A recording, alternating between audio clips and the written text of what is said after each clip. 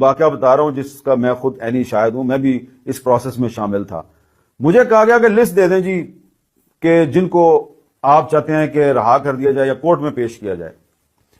تو میں نے ادھر ادھر سے پوچھ پاچھ کے صرف 50 لوگوں کی لسٹ دی، اور اس لسٹ میں پولیٹیکل ورکر تھے یا اسٹوڈنٹس تھے یا کوئی شاعر تھا یا کوئی ادیب تھا۔ میں نے وہ لسٹ دے دی۔ یہ جو پچھلی حکومت کے وزیر داخلہ تھے رانا ثناء اللہ صاحب، وزیر قانون تھے عطاء اللہ تارڑ صاحب، اور کچھ دیگر حکام، ان کو لسٹ دے دی۔ تو انہوں نے جناب اس لسٹ میں سے لوگوں کو نکال کے مارنا شروع کر دیا۔ ناظرین کرام، پاکستان کا المیہ ہمیشہ سے یہی رہا ہے کہ ہم پر کرمنل جو ہیں وہ حکمران رہے ہیں۔ یعنی کوئی بھی بندہ اٹھا کر دیکھ لیں، آپ کو اس کا کوئی نہ کوئی کرمنل ریکارڈ ضرور مل جائے گا، چاہے وہ ہمارا کوئی وزارت داخلہ میں بندہ ہے، چاہے کوئی وزیر اعظم ہے، یا چاہے کوئی بھی بڑے عہدے پر وہ متمکن ہے۔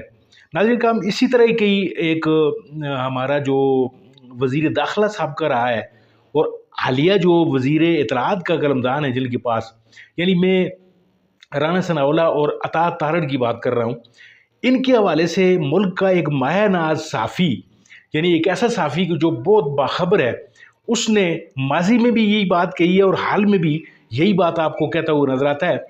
بات دراصل کیا ہے ان کے بارے میں، ان کے کرمنل ریکارڈز کے بارے میں جو صحافی کہہ رہا ہے، اگر ناظرین کام اس پر یا تو پھر اس کے خلاف جو ہے وہ انکوائری ہونی چاہیے کہ وہ کیوں کر رہا ہے یہ بات، اور اگر یہ بات سچ ہے تو پھر یہ دو جو لوگ ہیں ذمہ داران ہیں جو مسلم لیگ نون کے، ان کو بیہائنڈ دا بار ہونا چاہیے۔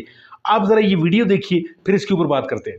واقعہ بتا رہا ہوں جس کا میں خود عینی شاہد ہوں، میں بھی اس پروسیس میں شامل تھا۔ مجھے کہا گیا کہ لسٹ دے دیں جی کہ جن کو آپ چاہتے ہیں کہ رہا کر دیا جائے یا کورٹ میں پیش کیا جائے۔ تو میں نے ادھر ادھر سے پوچھ پاچھ کے صرف 50 لوگوں کی لسٹ دی، اور اس لسٹ میں پولیٹیکل ورکر تھے یا اسٹوڈنٹس تھے یا کوئی شاعر تھا یا کوئی ادیب تھا۔ میں نے وہ لسٹ دے دی۔ یہ جو پچھلی حکومت کے وزیر داخلہ تھے رانا ثناء اللہ صاحب، وزیر قانون تھے عطاء اللہ تارڑ صاحب، اور کچھ دیگر حکام، ان کو لسٹ دے دی تو انہوں نے جناب اس لسٹ میں سے لوگوں کو نکال کے مارنا شروع کر دیا۔ تو اب آپ پہ اعتبار کون کرے؟ ٹھیک ہے، تو اس لیے پھر یہ جو عورتیں اور بچے ہیں یہ کدھر جائیں؟ یا تو یہ جو علیحدگی پسند ہے ان کے ساتھ شامل ہو جائیں، لیکن یہ آتے ہیں اسلام آباد کی طرف، ادھر آ کے یہ آپ سے بات کرنے کی کوشش کرتے ہیں، آپ ان کو دھتکار دیتے ہیں۔ تو بات صرف اتنی ہے کہ بلوچستان کا جو مسئلہ ہے نا، وہ جنرل ڈائر ہے۔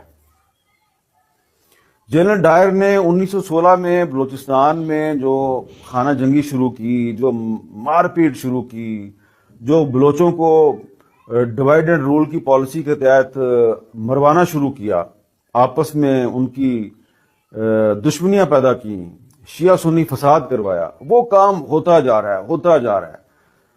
خان افقلات نے کوشش کی پاکستان کے ساتھ چلے، اکبر بگٹی صاحب نے، خیر بخش مری صاحب نے، سب نے کوشش کی پاکستان کے ساتھ چلیں، لیکن مسئلہ یہ ہے کہ پاکستان میں جینوئن ڈیموکریسی نہیں آتی۔ کبھی ایوب خان آ جاتا ہے، کبھی یحییٰ خان آ جاتا ہے، کبھی جنرل ضیاء الحق آ جاتا ہے، کبھی جنرل پرویز مشرف آ جاتا ہے، اور پھر یہ آگے بلوچستان میں اپنے فیورٹس جو ہیں وہ تلاش کر لیتے ہیں اور ان کے ذریعے بلوچستان کو چلانے کی کوشش کرتے ہیں۔ تو اگر اس طرح سے اگر آپ اپنے ہینڈ پکڈ لوگ جو ہیں ان کے ذریعے بلوچستان کو چلانے کی کوشش کریں گے تو بلوچستان تو نہیں چلے گا۔ تو بلوچستان جو ہے وہاں پہ آپ کو ایک جینوئن ڈیموکریسی جو ہے وہ دینی ہے، حقیقی جمہوریت دینی ہے۔ انفارچونیٹلی بدقسمتی سے بلوچستان میں الیکشن نہیں ہوتا، فراڈ ہوتا ہے۔ ابھی بھی الیکشن نہیں ہوگا، ایک فراڈ ہوگا، اور اس میں کوشش کی جائے گی کہ اس فراڈ میں بھی جو لوگ کہتے ہیں کہ بلوچستان میں لاپتہ افراد کا مسئلہ حل کرو اور ایکسٹرا جوڈیشل کلنگز بند کرو، کوشش کی جائے گی وہ لوگ جو ہیں وہ اسمبلیوں میں۔ ناظرین کرام، سچ وہ ہوتا ہے جو اپنی آنکھوں سے دیکھا جائے یا اپنے کانوں سے سنا جائے۔ آپ نے معزز جو صحافی ہیں احمد میر صاحب، ان کی گفتگو ملاحظہ فرمائی، یعنی یہ جن لوگوں کے بارے میں گفتگو احمد میر صاحب کر رہے ہیں وہ لوگ آج بھی ہمارے حکمران ہیں۔ یعنی رانا ثناء اللہ صاحب وزیر اعظم کے مشیر ہیں، اور پھر جو دوسرے حضرت ہیں وہ وزیر اطلاعات ہیں۔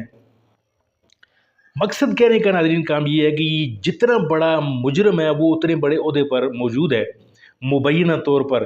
اب مبینہ میں اس لیے لگا رہا ہوں کہ اس بات کی تہ تک کوئی بھی نہیں جائے گا کہ ان دونوں نے آیا یہ جرائم کیے ہیں یا نہیں کیے ہیں۔ یہ جس طریقے سے احمد میر صاحب بات کر رہے ہیں یا الزام لگا رہے ہیں، اس پر کوئی تحقیقات نہیں ہوگی، نہ کسی سے پوچھا جائے گا، کیونکہ یہ پاکستان ہے۔ یوٹیوب پر بھری ہوئی ہیں یہ داستانیں، یعنی احمد میر کا یہ پروگرام جو ہے یہ سچ مچ احمد میر کے ویلاگ، جو ان کا جو چینل ہے ویلاگ والا، اس پہ یہ ویڈیو آپ کو پڑی ہوئی نظر آتی ہے۔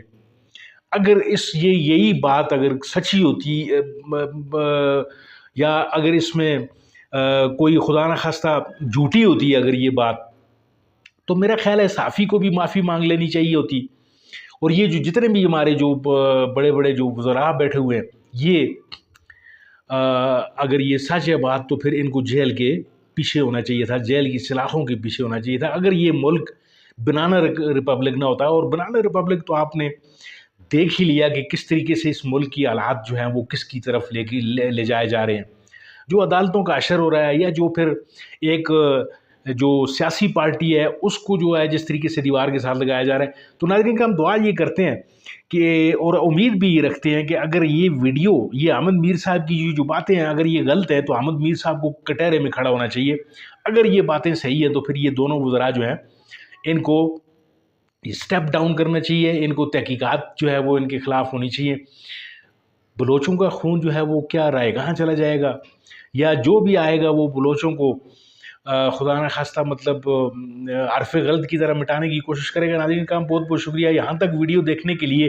اگر آپ کو یہ ویڈیو اچھی لگی ہے تو اس کو لائک کیجئے، شیئر کیجئے، کمنٹ کیجئے، اور اپنی رائے سے ضرور آگاہ کیجئے۔ چینل کو ضرور سبسکرائب کیجئے اگر آپ چینل پر نئے ہیں۔ ملتے ہیں آپ کے ساتھ کسی اور ویڈیو میں کسی اور موضوع کے ساتھ، تب تک کے لیے دیجیے اجازت۔ اللہ آپ کا حامی و ناصر۔